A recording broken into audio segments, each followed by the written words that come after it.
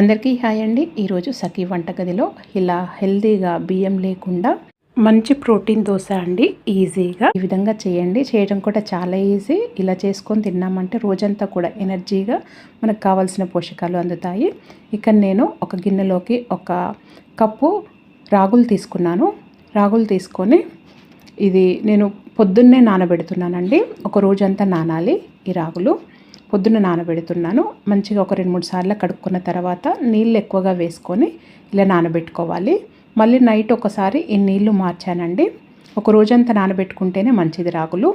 ఇంకొక గిన్నెలోకి ఇవి నైట్ నానబెడుతున్నాను. ఒక కప్పు మసూర్ దాల్, ఓల్ మసూర్ దాల్ అండి. ఇది ఎర్రపప్పు ఉంటుంది కదా, అది మొత్తము గుండు ఎర్రపప్పు అండి. ఇది మొత్తం తీసుకున్నాను. ఒక కప్పు తీసుకున్నాను. ఇది నైట్ నానబెట్టాను. రాగులేమో ఒక రోజంతా నానాలి. అది ఈ పప్పు ఏమో ఓవర్ నైట్ నానితే సరిపోతుంది. నైట్ నానబెట్టుకుంటే సరిపోతుంది. ఇలా 2 నానబెట్టుకొని నెక్స్ట్ డే మార్నింగ్కి చూపిస్తున్నానండి. ఇది నెక్స్ట్ డే మార్నింగ్కి ఇలా దోశలు వేసుకోవటానికని చూపిస్తున్నాను. చక్కగా నానిపోయినాయి 2. రాగులేమో నైట్ ఒకసారి నీళ్లు మార్చుకోండి. పప్పు చూడండి చక్కగా నానింది. ఓవర్ నైట్ నానితే సరిపోతుంది. ఇది తొందరగానే నానుతుందండి, ఎక్కువ టైం తీసుకోదు. ఇలా మొత్తము పప్పు అయినా కానీ మీరు కావాలంటే రెడ్ పప్పు ఉంటుంది కదా, అదైనా కానీ తీసుకోవచ్చు. ఇలా నానిన వాటిని రాగులను వేసుకోవాలి. ఒక మిక్సీ జార్ తీసుకొని ఈ పప్పు కూడా వేసేసుకోవాలి. 2 ఈక్వల్ క్వాంటిటీలో తీసుకోండి. ఇలా నానబెట్టుకొని చేసుకోవటం వల్ల చాలా రుచిగా ఉంటుంది. ఇప్పుడు దీంట్లో ఒక 1 టీ స్పూన్ ఉప్పు వేసానండి. వేసి నీళ్లు వేసి కొద్దిగా ఇలా కన్సిస్టెన్సీ వచ్చే వరకు మిక్సీ పట్టాను. ఇదేమి పులియని అవసరం లేదండి. మీరు కావాలంటే పులియ పెట్టుకొని అయినా కానీ దోశలు వేసుకోవచ్చు.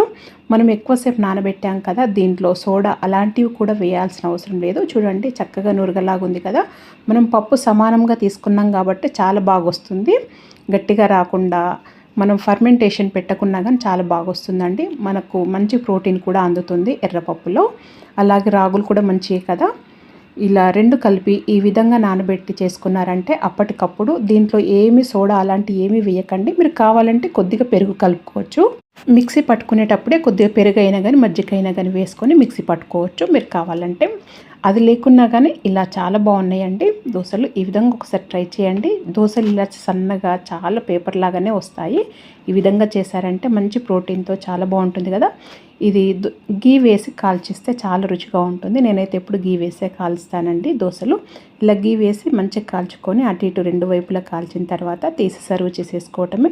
ఇది నేను పచ్చికారం పెసరపప్పుతోని అలాగే గడ్డ పెరుగుతోని సర్వ్ చేస్తున్నాను. ఈ కాంబినేషన్లో చాలా రుచిగా ఉంటుంది. మీరు కావాలంటే చట్నీ కానీ లేదా ఆవకాయ కానీ దేంతో అయినా సర్వ్ చేసుకోవచ్చు. మీరు కూడా ఒకసారి ఈ విధంగా ట్రై చేసి మీకు ఎలా వచ్చిందో నాకు తెలియజేయండి. మీకు కనుక వీడియో నచ్చినట్టయితే లైక్ చేయండి, షేర్ చేయండి, సబ్స్క్రైబ్ చేసుకోండి.